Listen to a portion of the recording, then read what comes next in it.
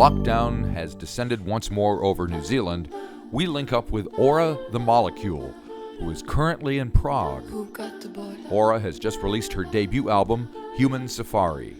So, as sirens and alarms sound off in downtown Auckland, Ora tells us about eating infused gummy bears. Watch and listen and be charmed by this Norwegian artist who is the molecule personified.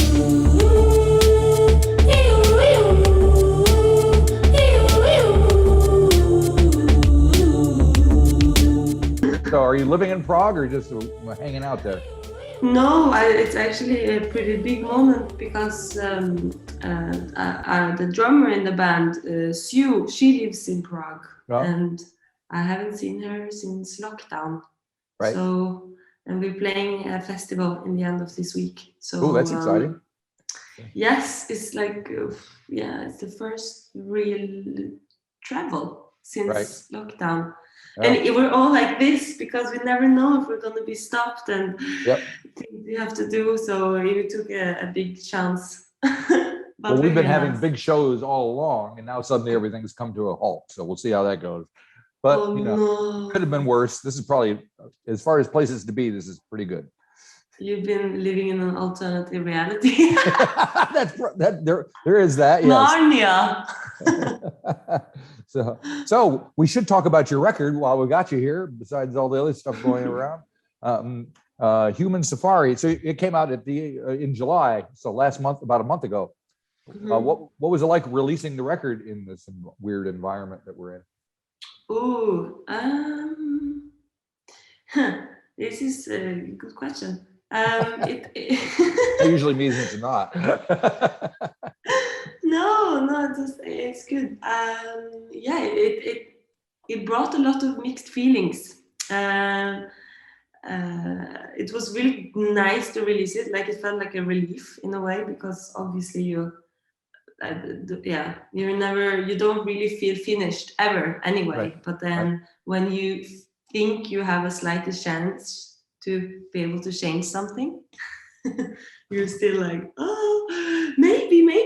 At least I'm like that. So it's really good to now it's out and I actually can't do anything about it and focus on something else. But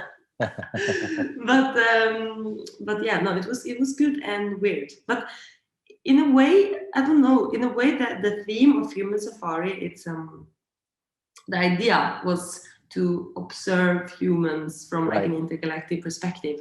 So the idea of those like creatures coming to Earth during Corona made everything we do even stranger, you know? Yeah, definitely.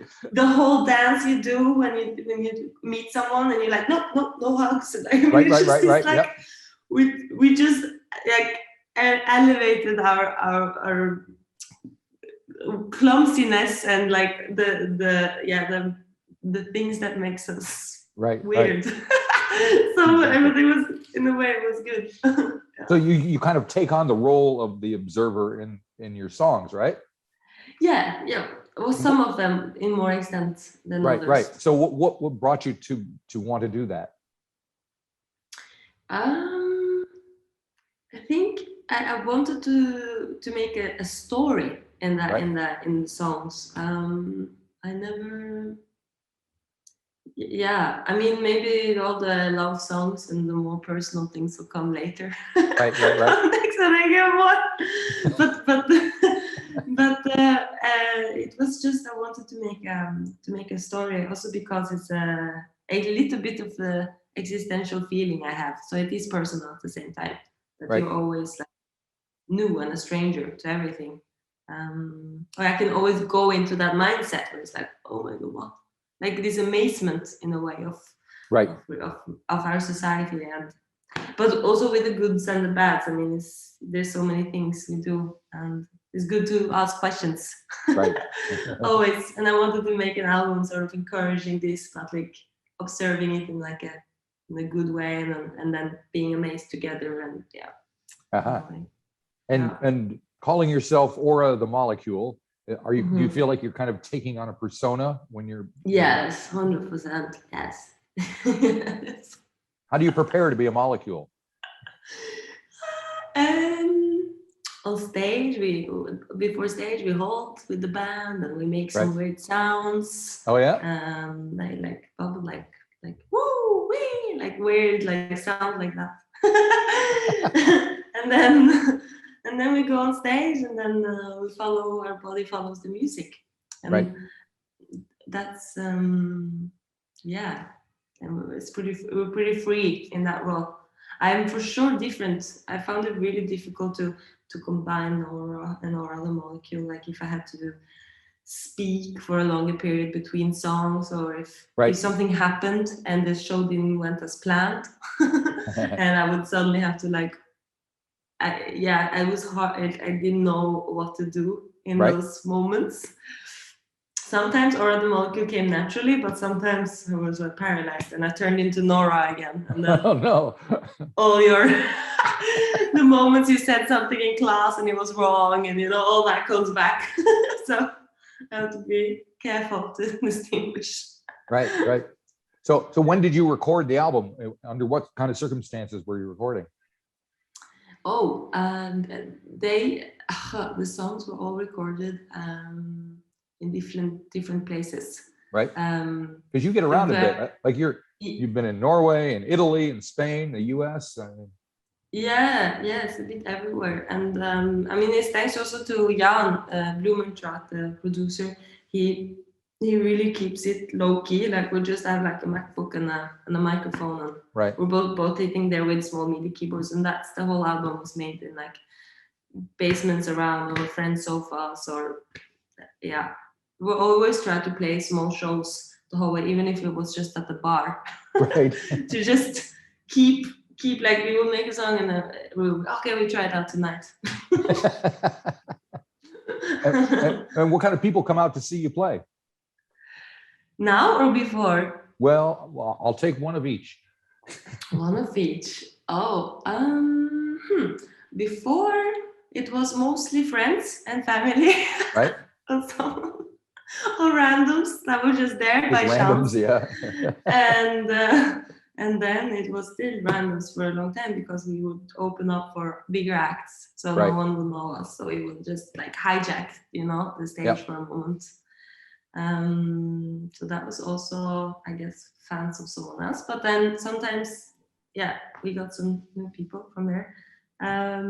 When we lived in Spain, we had the old people at the plaza that listened to us, like the older pensions, the old farmers that were sitting there drinking their coffee, smoking cigarettes, and we would rehearse a lot in the plaza. So you hear the drummer I'm visiting, just as an artist, and Jan, the producer, we lived all together in Spain for 2 years in a little village, remote, and then there were only farmers, and we could rehearse in front of them because they had nothing to do. It was a very Spanish lifestyle.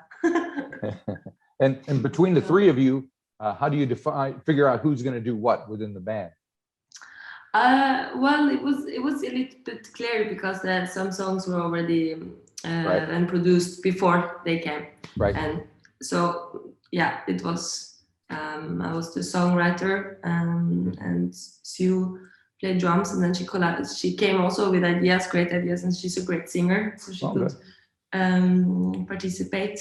But the first initial idea was most of the time my old songs that I've written many years ago as well. Right. Yeah. So the project started on that in a way. Otherwise, I know it can be very complicated, because you're like, right. I want to have a solo. But we work really well together. I was listening to your voice and your vocals, and I kind of heard a little bit of kind of like Laurie Anderson and Kate Bush and all these people. Are they folks that you kind of relate to, or is that? Yes. No, for sure. Laurie Anderson especially. She has this, I guess, the Human Safari is very much inspired by her. Really? Yeah, very much. Yeah. And how did you, because you're pretty young, and Laurie, I mean, she's still around, but she had her kind of musical heyday back in the 80s. So how did you discover her? I guess YouTube. The algorithms. The algorithms work that way. You find something you really like from the 80s, Kate Bush or whatever, and then you get into these YouTube loophole, rabbit holes, right? Right. That drag you in, and then yeah, that's opened up a lot. Cool. As I started going to vinyl shops and things, but that's later. Right. The initial start, it was more accessible with a computer and YouTube when you're very young, you know. It is indeed. You Yes. don't know any cool ones that go to vinyl shops. You just. I don't know if you can see, but I have a few records behind me, so I've gone to a few record shops in my life. Yeah. Yeah. Everyone needs like you and the family, you know. I got carried away. Yes. Now I see you have a couple videos that you made for some of the songs, and one of them, the creator, is that your sister in the video? Jenny, Benny, you're gonna see the sun.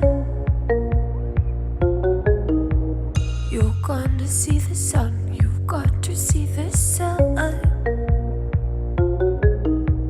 Jenny, Benny, you've been inside too long. Somewhere you don't belong. You don't belong. Yes. So she looks like she can really act, actually. I mean, I know. She's actually so angry at me because she was 10 at the time, or 9. She's 10, yeah. But now she's 13 because it's so long time since we recorded it. And she was like, I was going to have an acting career when I was 9 and it never got released. Like, you really would want to. But yeah, that all happened really spontaneously. We just, she came to visit me in Los Angeles, and then we were joking like, oh, this is the city of the actors. La, la, la. And she's like, yes, I want to be an actress, she said. And then we're like, okay, we're going to make a music video and you're going to be acting. Cool. And how involved are you in the concept and the making of the videos? Sort of came up with the story with her. Right. Yeah, because she was really, at the time, she was really a fan of Greta Thunberg. And we were just like having like a thought. We were like, oh, what if we reverse the roles in a way? And it's also not so, it's not only a thought, because it's a relationship is a bit like that. Well, I'm still older and the responsible one, but she's just she remembers exactly what you said a week ago at that time. She's just like a little bit different personality than me, and so it worked really well to have these reversed roles where she was like that, the caretaker and the one that's it worked for the concept. You have a song called Sugar, which is there a flute in that? Did I hear? Yeah, yes. That makes it. Who's playing that? I want sugar, I want sugar all the time. Shortcuts and quick fixes only wonder highs. I want sugar, I want sugar all the time. Henry Solomon is his name. He's an LA amazing saxophone player. I mean, he plays all the woodwinds he plays. I used to play with him when I lived in Los Angeles. And the first band, actually there's been many different constellations of Ora The Molecule, but at some point we were like 8 people in the band, and we really, when I lived in Los Angeles, and he's such a good musician, crazy. He went to USC to jazz, so he's very well trained. Yeah, very well trained. All right. Yeah, and the interesting lyrics for that song. It sounds like somebody who needs sugar all the time. His appetite is never fed. So, what was going on with you when you wrote that? It was after a party. It was after a party. Oh, okay. It was the day after a party. Yeah, and I had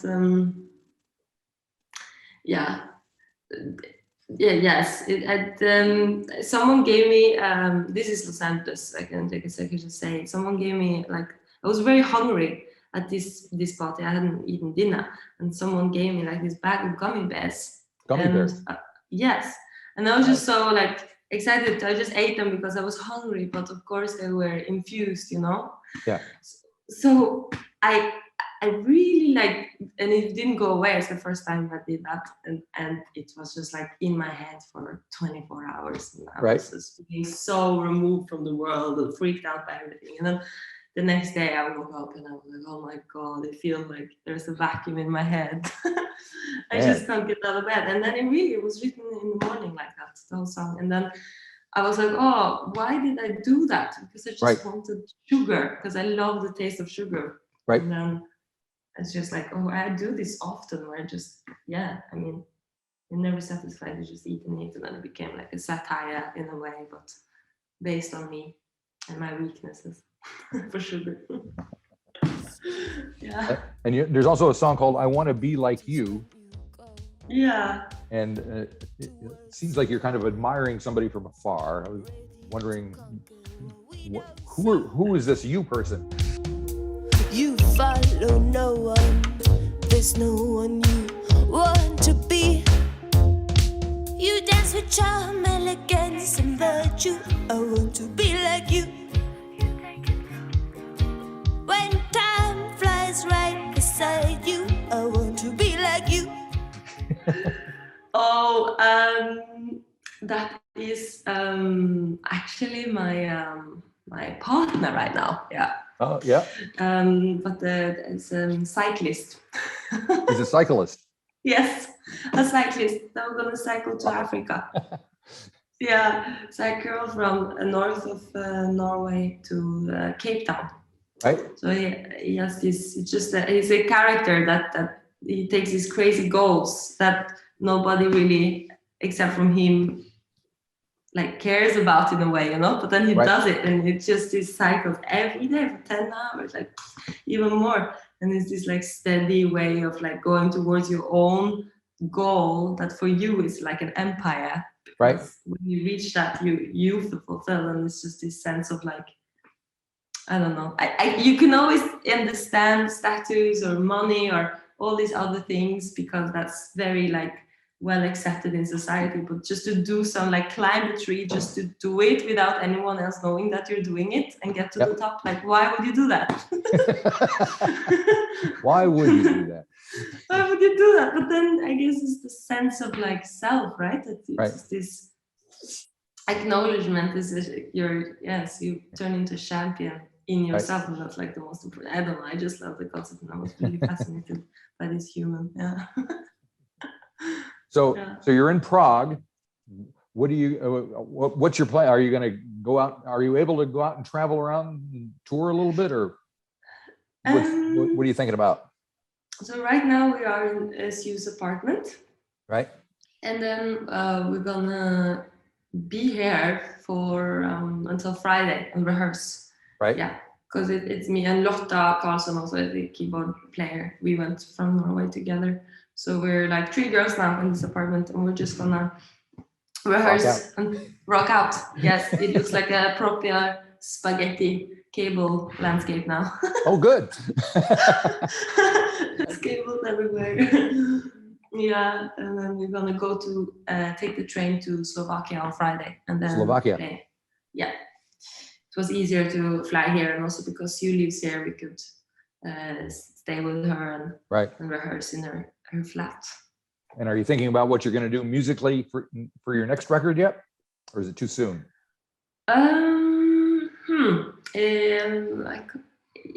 can't. I don't know if I can answer. I'm on it already. I got the plan. I got the plan. But I'm worried if I say something, maybe it's gonna be completely different, you know. Gotcha. We won't hold you to it. No. Well, I can say it's probably gonna be even more danceable. Yeah. Even more danceable. Okay. That sounds good. Excellent. So. Well, I better go because they're sending emergency warnings on my phones and all this stuff. And people my God. It's be crazy. Careful. Yeah. At least you have a lot of things to listen to if you have I got plenty to do to keep me busy. Yeah, it's not going to be a bad lockdown at all, I'm sure. It's true. I hope you get to the bar. Yes. Well, that's where we're heading now. Okay. Nice. And my 2 daughters are here waiting to go with me. Nice. Oh, okay. Yeah, enjoy it. I hope it's not going to be the last in a while. It'll be fine. See you later. Thank you very much. See you later. Been a Thank pleasure. you. Thank you. Bye. Bye-bye.